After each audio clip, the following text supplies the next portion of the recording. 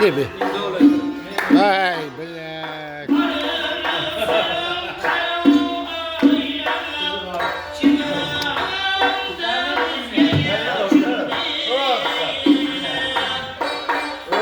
Ola hayır. Hayır sana yapıyorlar. Özellikle. Ha böyle mi? Normal mı?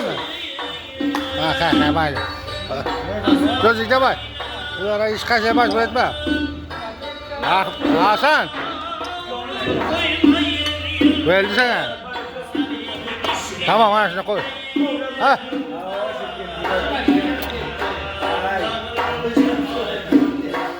Ha.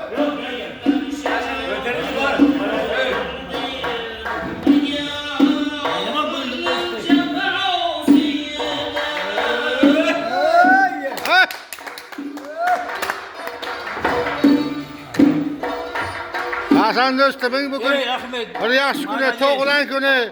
Bana gösteremez hamamız. Bunu tebrikleyip. Kudayım bana uzak ömür versin, sağ salamat versin.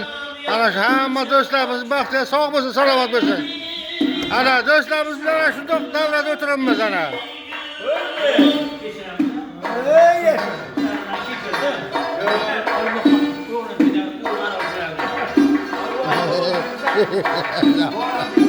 Ahmet,